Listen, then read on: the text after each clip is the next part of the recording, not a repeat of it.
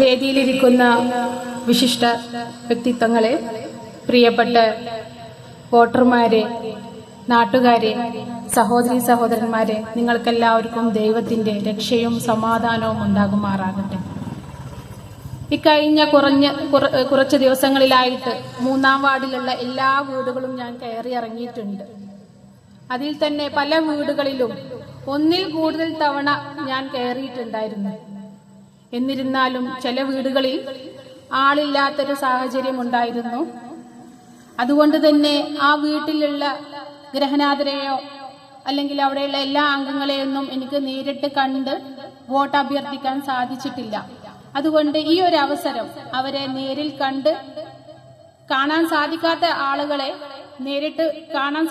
ആളുകളെ വോട്ട് അഭ്യർത്ഥിക്കാനുള്ള ഒരു അവസരമായിട്ട് ഈ വേദിയെ ഞാൻ ഉപയോഗപ്പെടുത്തുകയാണ്. 3-ാം വാർഡിലൂടെ ഞാൻ വോട്ട് അഭ്യർത്ഥിച്ച് നടക്കുമ്പോൾ കഴിഞ്ഞ 5 വർഷങ്ങൾക്ക് മുമ്പ് അസ്ലംകാക്ക് വേണ്ടി വോട്ട് അഭ്യർത്ഥിച്ച് നടന്നപ്പോൾ ഞാൻ അവിടെ ചെന്നപ്പോൾ കണ്ട കാഴ്ചയല്ല ഇപ്പോഴുള്ള 3-ാം വാർഡിലേക്ക് ചെന്നപ്പോൾ കണ്ടത്. പുതിയ പുതിയ റോഡുകൾ, വീടില്ലാത്തവർക്ക് വീടുകൾ, കുടിവെള്ള പദ്ധതികൾ തുടങ്ങി നിങ്ങളും ഞാനും അനുഭവിച്ചറിഞ്ഞിട്ടുള്ള വികസനങ്ങൾ എനിക്ക് കാണാനോട് സാധിച്ചു.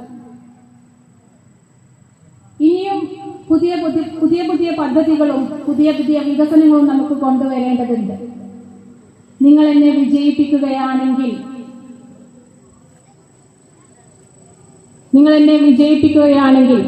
ഇനിയും ഇതുപോലത്തെ പദ്ധതികൾ ഞാൻ കൊണ്ടുവരും.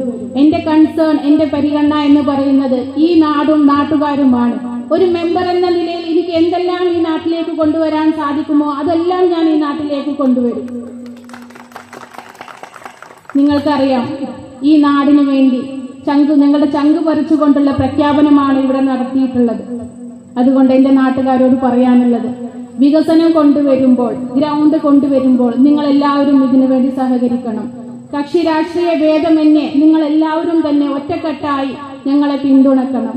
ഒരിക്കൽ കൂടി ജീപ്പ് അടയാളത്തിൽ നിങ്ങളുടെ വിലയേറിയ വോട്ടുകൾ എനിക്ക് നൽകി വമ്പിച്ച ഭൂരിപക്ഷത്തിൽ എന്നെ വിജയിപ്പിക്കണമെന്ന് വിനീതമായി അഭ്യർത്ഥിക്കുന്നു.